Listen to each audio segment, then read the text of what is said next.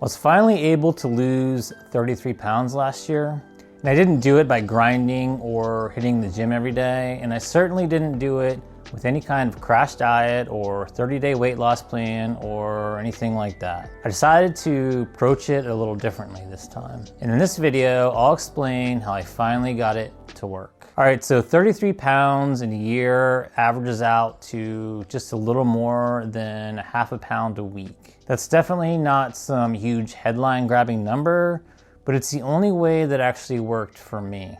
I tried crash diets and slim fast and trying to out-exercise a bad diet, and it just never ended up working. I'd definitely lose some weight, but I would just gain it all back, plus a little bit more. I finally realized that the speed of the loss was actually a big reason for the failure. So that's the first thing that I had to change. Tip number 1.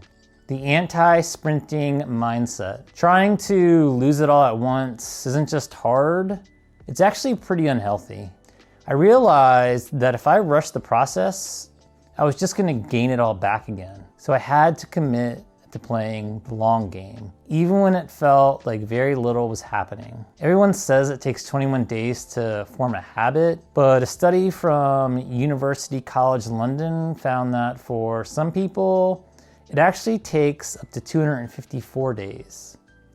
And really there's no magic number on that, but it definitely seems to take longer than you might think. That's why my 1-year approach worked where my 30-day attempts had failed. If I tried to change everything at once, I knew I would just get overwhelmed and go back to what's easy. I really needed the habit to stick this time if I was gonna maintain this for life. So I stopped asking, how fast can I do this? And instead started asking, how long can I actually sustain this? Tip number 2, my healthy eating diet plan. Most people use these diets as a sprint to a finish line, but I wanted to actually feel good and have good health and a new lifestyle when it came to diet. So I decided to use the Whole30/Paleo type approach, which is basically just cutting out the processed junk food and some other things that cause food sensitivities in a lot of people. But I didn't do it for just a month, I did it for a year.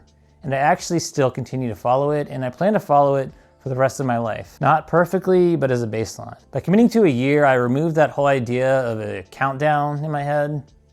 I wasn't waiting for the diet to be over so I could go back to my old life. I was building a totally new lifestyle. It's a big change, so I knew I had to keep it simple.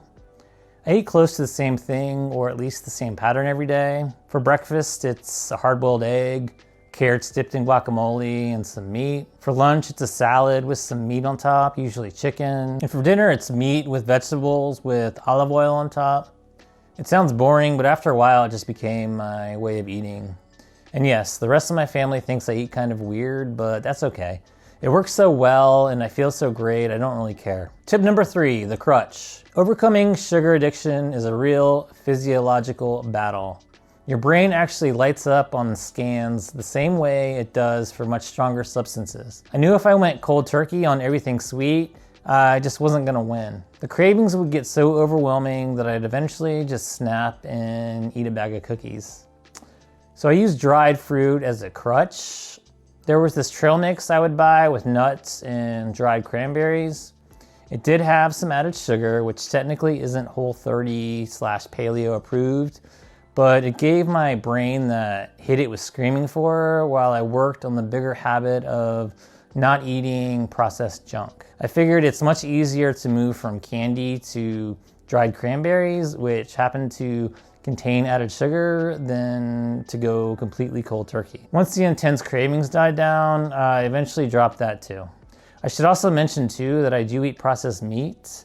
It's not as healthy and paleo purists probably wouldn't like it, but trying to get enough protein by cooking all my meat for every meal just feels like too much. Again, it's not about being perfect the whole way, it's about the end result. Tip number 4, falling off the wagon. There's this trap we fall into where if we eat one bad meal, we decide that the whole day or the whole week is ruined. I used to think that one slice of pizza meant I had failed, so I might as well eat more and add dessert too. And then I would just end up quitting. I definitely had to stop that. I told myself The wagon keeps moving, I just need to get back on. If I fell off the wagon and landed in the mud, the wagon didn't stop and wait for me to feel guilty. It just kept moving. My only job was to get back on as fast as possible. If you have a bad lunch, just have a good dinner and keep going. It's as simple as that. In the past, one mess up would totally throw me off course and cause me to fail. Now I just acknowledge the mistake and move on. Thinking in terms of a whole year allows for mistakes, whereas a 30-day lose the weight as fast as possible approach just doesn't. Tip number 5, the approach to exercise. I didn't start with any crazy high-intensity workout regimen. In the beginning, that much stress on the body usually backfires. Intense exercise makes you incredibly hungry and exhausted, which leads to your brain demanding high-calorie reward foods. It's a physiological trap. So I just started with walking. It's the most underrated fat-burning tool we have because it doesn't spike your cortisol or leave you feeling like you're starving. I aim for about 30 to 45 minutes a day. Eventually, I felt a natural urge to do more, but I let that happen on its own timeline. I didn't force anything with higher intensity, I just let it become something I actually wanted to do. Tip number 6, perfection is the enemy. Tip number 6 is a big one. Don't obsess over perfection. Being perfect just makes things way harder and easier to fail. I don't want to risk feeling like I've failed just because a little added sugar, seed oils, or processed meat falls into my diet, or feeling overwhelmed with guilt because I failed on one meal.